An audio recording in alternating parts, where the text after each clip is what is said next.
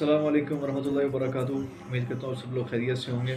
आज अल्हम्दुलिल्लाह रमज़ान का पहला रोज़ा बड़ा खैरियत के साथ गुज़रा और मैंने सोचा कि इस रमज़ान मुबारक का मकसद और इसके आने की बरक़ात वो आपके साथ शेयर करूँ, क्योंकि अल्लाह ताला ने कोई भी चीज़ बग़ैर किसी मकसद के, बग़ैर किसी बेस के पैदा नहीं की।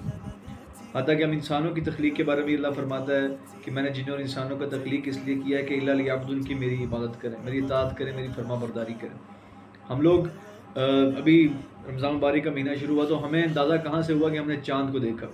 चाँद की मोटाई से, उसकी शक्ल से हमने अंदाज़ा लगाया कि आज रमज़ान का चाँद आज नज़र आ गया है और रमज़ान का आगाज़ हो चुका है। तो यानी कि चाँद का भी मकसद है।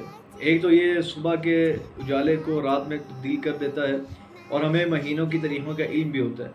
हम लोग सूरज को देखें कि सूरज का ये मकसद है कि रात के अंधेरों के सुबह के उजाले में तब्दील कर देता है, हमें रोशनी मुहैया करता है, हरारत मुहैया करता है। सितारों को देखें तो एक तो आसमान की छत को खूबसूरत बना देते हैं। दूसरा ये है कि पुराने वक्तों में जब लोग काफ़िलों की सूरत में सफ़र किया करते थे, तो जब हमारे पास कंपस नहीं हुआ करती थी, सिमत मालूम करने के आले नहीं हुआ करते थे, तो इन सितारों की मदद से रास्तों को तलाश किया जाता था, मंजिल का तयन किया जाता था। गर्ज़ ये कि दुनिया में जो भी चीज़ है, हर एक चीज़ के पीछे कोई ना कोई बेस, कोई ना कोई लॉजिक और कोई ना कोई मकसद है।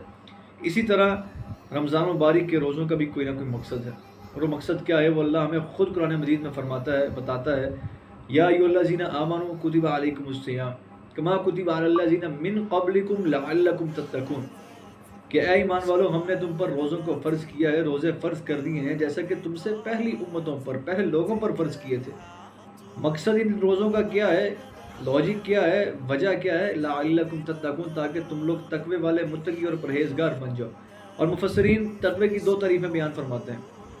एक में बताया है, दो कॉन्सेप्ट हैं हमारे पास। एक तक़वे का कॉन्सेप्ट ये है कि इंसान के दिल में ये डर पैदा हो जाए, ये खौफ पैदा हो जाए, ये जज्बा पैदा हो जाए उसके दिल में कि मैं जो काम कर रहा हूँ, चाहे वो छुप कर है, ज़ाहिरी है, सबके सामने कर रहा हूँ, पोशीदा है या इलानिया है, मेरा अल्लाह उससे बाखबर है, मेरा अल्लाह अलीमुल ख़बीर है, वो जानता भी है, देखता भी है, बाखबर भी है। और दूसरा तक़वे से मुराद ये है कि अल्लाह ताला जो चीज़ें हमारे लिए हलाल कर दे, जो तैयब करार दे दे, हम लोग उन चीज़ों को अपना लें, और जिन चीज़ों से अल्लाह मना कर दे, हमारे लिए हराम करार दे दे, हम उससे बाज आ जाएं, उससे छोड़ दें, उससे रुक जाएं।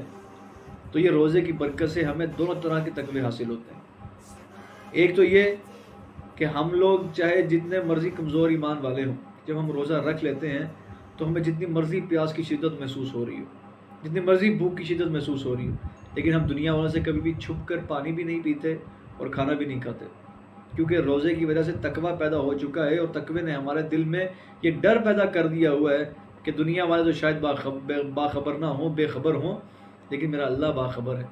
मैं दुनिया से तो छुप के शायद पानी पी लूँ, लेकिन अल्लाह की नज़र से छुप नहीं सकता।